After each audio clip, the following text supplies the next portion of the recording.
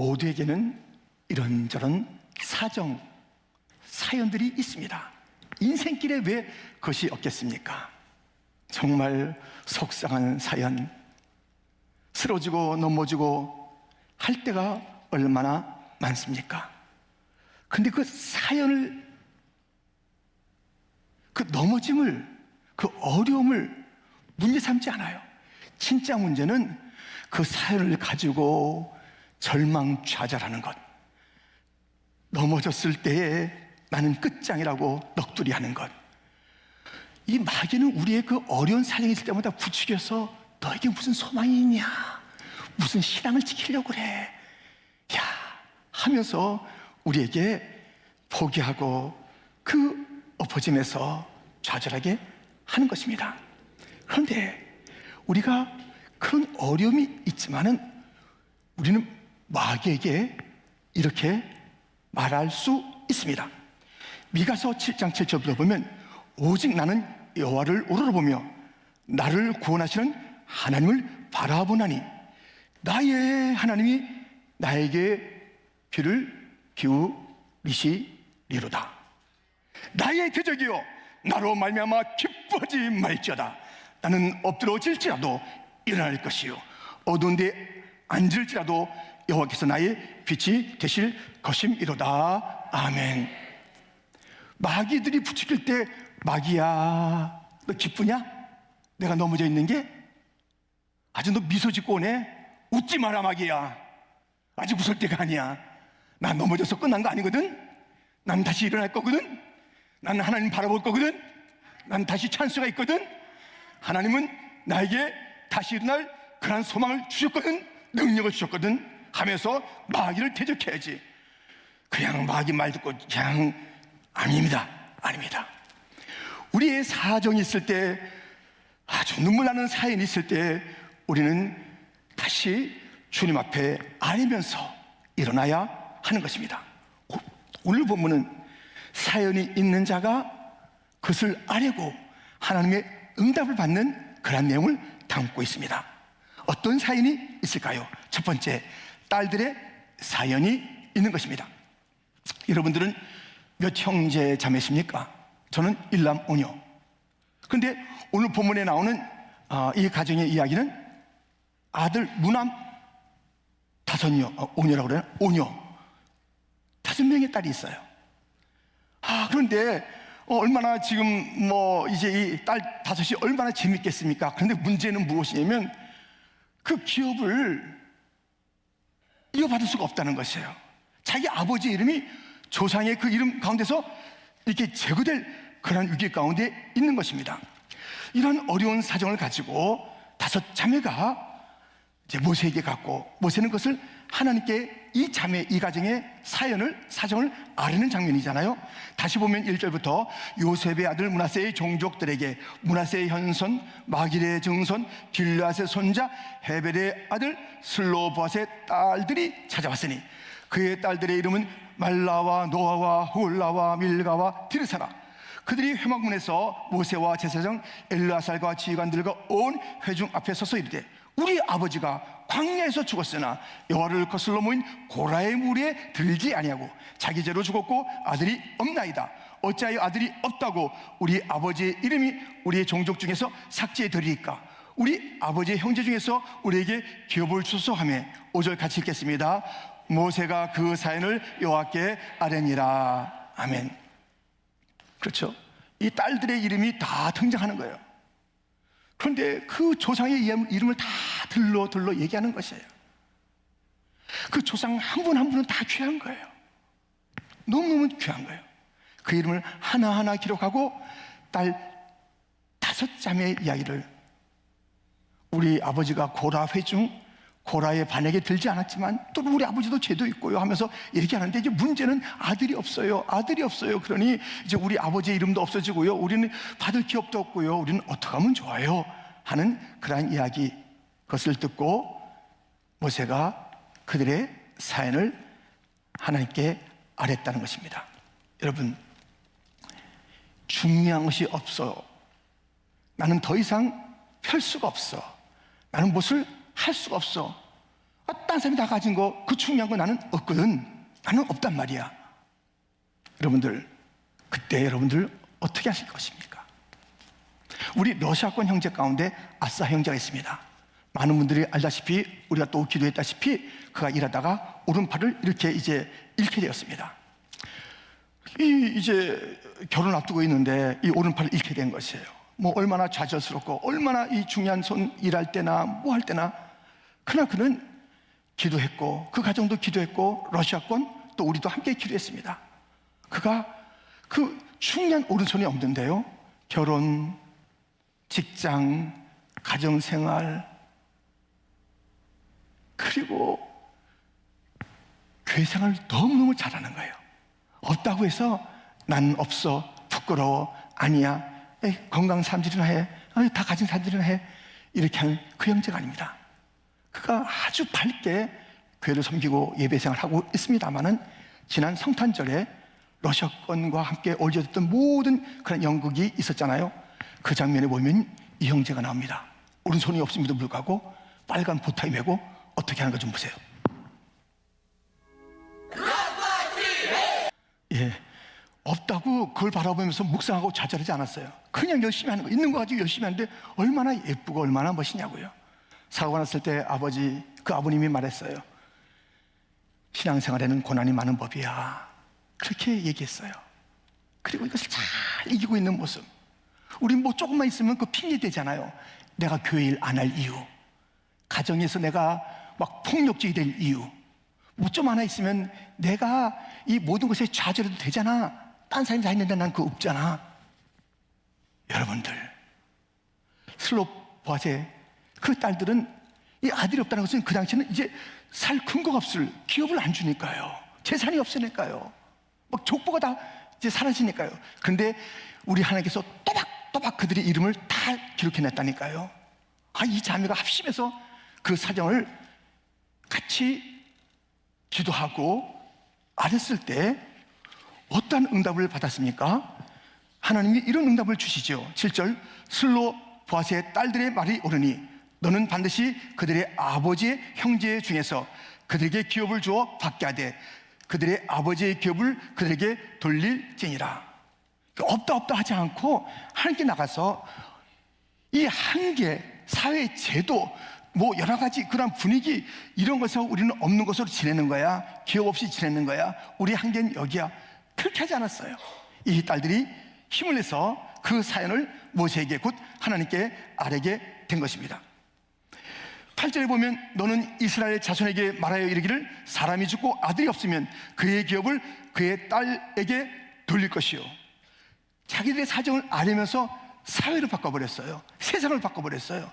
이것이 자기들에게만 적용되는 것이 아니라 기업을 줘라, 그 딸들에게도 기업을 줘야 된다 하면서 아들에게 이어졌던 그런 기업들, 아들에게만 나눠졌던 그런 것들을 딸들에게 주는 사회 제도가 바뀌게 된 것이에요. 하나님께서 그 제도를 바꿔버린 거예요. 용기 있게 좌절하지 아니하고, 없다고 이것이 우리의 한계라고 하지 아니하고, 포기하지 아니하고, 마귀가 야 너희들이 어디 가, 무엇을 해 하지 아니하고 그 다섯 자매가 마음을 합심한 거예요. 이게 굉장히 중요해요. 가정이에요. 마음이 합심이 돼요. 합심이 돼야 돼요. 부부가 합심이 돼야 되고, 온 가족이 합심이 돼야 되고, 교회가 합심이 돼서 어떤 어려운 문제 가지고 주 앞에 사정을 알아보세요. 사연을 알아보세요. 우리 주님께서 반드시 들어줄 줄 믿습니다. 우리가 기도할 때 정말 낙심하거나 포기하지 않아야 되는 것은 우리 주님께서 일러주지 않았습니까? 누가복음 18장 1절부터 보면 예수께서 그들에게 항상 기도하고 낙심하지 말아야 할 것을 비유로 말씀하여 이르시되 어떤 도시에 하나님을 두려워하지 않고 사람을 무시하는 한 재판장이 있는데 그 도시에 한 과부가 있어 자주 그에게 가서 내 원수에 대한 나의 원한을 풀어주소서 하되, 낙심하지 말라는 것이에요. 원한이 있느냐, 사정이 있느냐, 사연이 있느냐, 과부의 그 응어리가 있느냐, 그걸 가지고 그냥 묻혀두지 않고 불의한 재판관이라 할지라도 또 찾고 포기하지 않고 또 갔을 때 아이고 빨리 들어주고 마라, 또 올 거 아니야 하면서 들어줬듯이 주님께서 이렇게 말씀하지 않았습니까? 누가복음 18장 7절인데요 우리 한번 같이 읽겠습니다. 하물며 하나님께서 그 밤낮 부르짖는 택하신 자들의 원한을 풀어주지 아니하시겠느냐. 그들에게 오래 참으시겠느냐. 아멘. 그 원한, 그 사연, 그 사정, 그 눈물, 그 아픔, 그 쓰라림, 그 배반, 그 없음, 그것이 문제가 아니에요. 그것을 가지고 아뢰지 않는 게 문제예요. 주님 앞에 가서 아뢰는 거예요. 주님, 내 이러이러한 사정이 있습니다. 우리의 사정을 누구보다 다 아시는 주님, 우리가 펼치고 기도하는 것을 기다리시면서 맞다, 알았다, 그래 하면서 주님께서는 말씀하시고 응답하시는 거예요. 슬러버 딸들아, 너희들이 오라. 너희들의 이 눈물, 너희들이 그 원하는 것은 오라. 어떤 제도나 환경에 탓하고 거기에 눌려있고 마귀의 꾀임에 빠지지 말고, 하나님은 너희를 버렸어. 하나님은 너를 더 이상 상관하지 않아. 하나님이 너희 하나님 안 계실지도 몰라. 다시 한번 잘 생각해봐. 하나님이 계시면 이럴까? 하는 마귀의 소리. 마귀야, 웃지 말아라. 마귀야, 함부로 말하지 말아라. 나의 하나님은 살아 계시다. 내 이 사정을 들어주시는 하나님은 살아 계시다.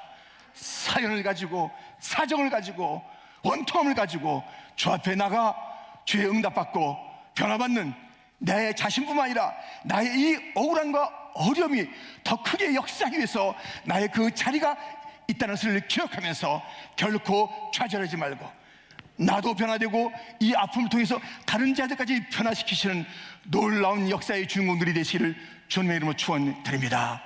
딸들의 사연이 오늘 본문에 소개되어 있습니다. 두 번째는 모세 사연이 있습니다.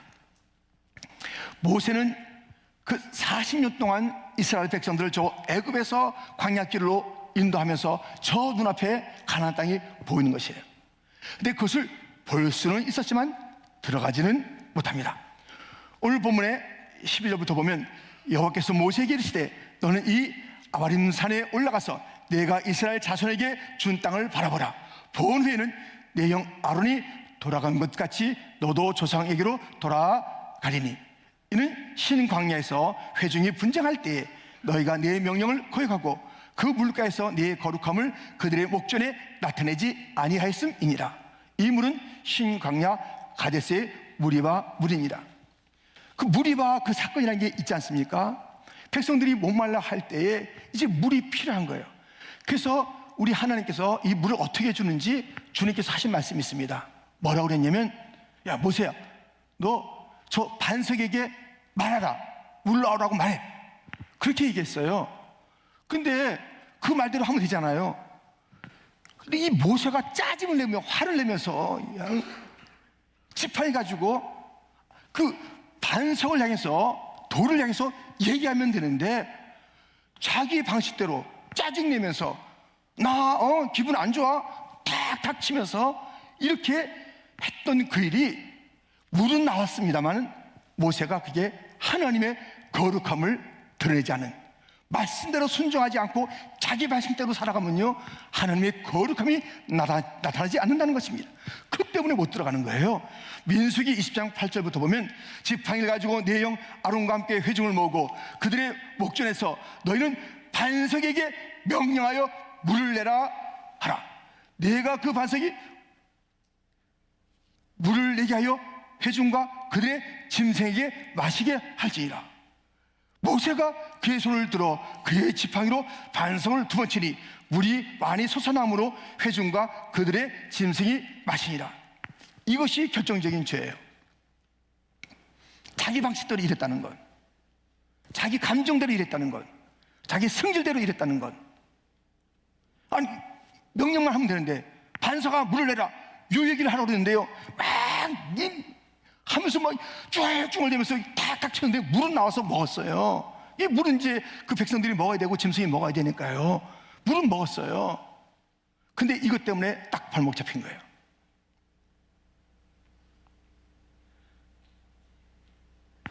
그래서 이제는 너는 가나안 땅 못 들어간다. 그러니까요 모세가 사실 기도는 했어요. 하나님 나 좀 뒤로 보내줘요. 아유 좀 뒤로 보내줘요. 그럴 때 신명기 3장에 그만해라 야 그랬어요. 그만해, 넌 못 들어가. 그래서 그가 기도를 접고 오늘 이제 그가 그 하나님의 말씀을 이제 수용하는 그런 장면이 나오는 것입니다. 그래서 이런 그 상황들이 있잖아요. 이런 배경들을 가지고 있는데, 오늘 보면 16절에 보면 여호와 모든 육체의 생명의 하나님이시여 원하건대 한 사람을 이 회중 위에 세워서, 17절 같이 읽겠습니다.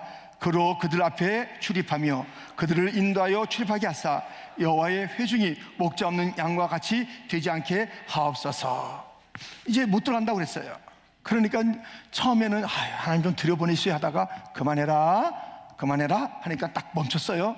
그리고 또 이제 하나님께서 또 다시 강조하는 거예요. 너는 이제 이거 쳐다는 봐. 저쪽에 가나안 땅이다. 쳐다는 봐. 못 들어가.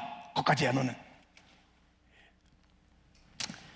그랬을 때 그가 그러면요, 이제 내가 떠면은 이 백성들을 어떡합니까? 이들을 인도할 자가 있어야 되는데 목자 없는 양같이 됐잖아요. 그런 사람을 좀 세워주세요 하면서 자기에게 주어진 그 못 들어간다는 주의 말씀을 이제 받아들일 수밖에 없잖아요. 받아들이면서, 거부할 수 없잖아요. 받아들이면서 그렇다면 사역을 얘기하는 거예요. 이제 이 백성들에게 이를 지도할 목자, 리더가 좀 있어야 되겠습니다 라는 이야기를 했습니다. 그런 사연을 얘기한 거예요.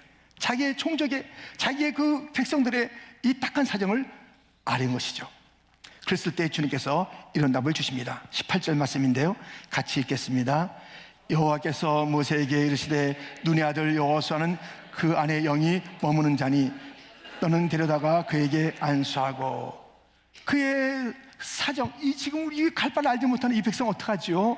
좀 이들을 잘 인도할 그런 지도자를 세워주세요 했을 때, 그 안에 영이 있는 자, 영이 머무는 자, 주의 임재가 있는 자, 성령으로 충만한 사람, 그 사람 여호수아, 그를 세워서 안수하여 이 백성을 인도하게 하라 라는 주님의 말씀이 있습니다. 여러분들, 이제 이 시대는요, 참 사람들이 필요해요. 주의 일을 할 사람들이 필요해요. 근데 누가 필요하냐? 거기에 주의 영이 머무는 자, 성령의 사람이 필요해요. 아무리 재능이 좋고 아무리 학식이 있고 아무리 뭐가 있어도요, 성령이 머물지 않는 한 쓸데가 없어요. 쓸데가. 이 교회는요, 성령의 공동체예요. 성령의 은사로, 성령의 충만함으로, 성령의 능력으로, 성령의 인재로, 그 성령으로 일을 하는 것이, 성령으로 전도하는 것이, 성령으로 봉사하는 것이, 그러니까 내가 노래를 잘하니까 찬양대 천만의 말씀이에요. 내가 뭘 잘하니까 뭐 안 해. 정말 우리 모두는 성령이 머무는 자, 그 안에 지금 제도가 바뀌었잖아요. 슬로보아스의 딸들 때문에 여자들에게도 이제 기업을 준 자라는 그런 제도가 바뀌었잖아요. 제도 바뀌는 것 주님의 그 기쁘심이며 인도하심이에요. 그것도 선물이에요. 우리가 살아갈 때 어떤 제도가 바뀌는 것, 그 일을 위해서 기도하고 헌신하는 것, 슬로보아스의 딸들이 자기도 잘 됐고 그 시대의 오고 오는 그 시대의 여성에 대한 그런 관점을 새롭게 한 그 일들을 썼단 말이죠. 그런데 그 제도도 중요하지만 더 중요한 것은 우리 내면이에요. 내면. 우리 안에 어떤 모습이냐. 제도가 바뀌는 것, 오늘 본문에 있는 대로 중요한 것입니다. 사회 제도, 시스템, 이것이 더 주님의 뜻대로 옮겨져야 되고 바뀌어야 되는 것이에요. 이 모든 것은 다 필요 없다. 아니에요. 여기 정말 이른 아침 모든 만물이 주 앞에 엎드려서 다 경배하는 것이, 모든 만물이, 모든 영이 주님의 것이기 때문에 이 모든 세상이 주의 뜻을 쫓아야 되는데, 중요한 것, 또 중요한 것은 우리의 내면이 어떤 자인가요? 내면의 변화가 중요해요. 내면의 기름 부으심이 있어요. 내면의 성령 충만함이 있어야 되는 거예요. 단 어떤 변화보다도 이것이 먼저 있어야 그 다른 모든 것들을 이길 수 있고, 이 세상의 부조리와 의롭지 못한 것들을 그래서 바르게 또 이끌어 나갈 수 있는, 그리고 교회를 섬길 수 있는, 그리고 내 자신이 성숙할 수 있는 그 비결은 내 안에 영이 머무는 것이에요.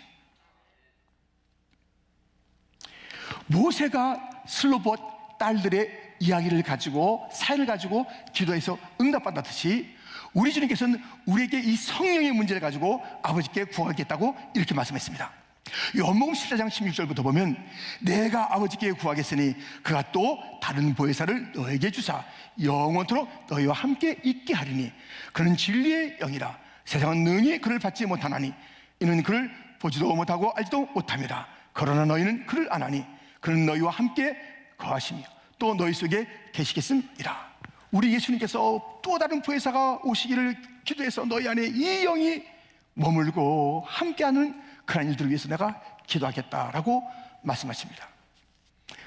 오늘 모세를 통해서 슬로보와 딸들이 그 사연을 하나님께 아뢰듯이 예수님께서 우리의 성령의 우리의 거하심을 위해서 기도하신다고 했듯이 이제 우리는 예수님의 이름으로 모든 사연을 아뢰고 예수님의 이름으로 성령 충만을 구하면 그 사연은 응답받게 될 줄 믿고 성령 충만 임할 줄 믿습니다. 예수님의 이름으로, 예수님의 이름으로. 모세가 그 중보의 역할을 한 것이에요. 예수님께서 친히 말씀하셨습니다.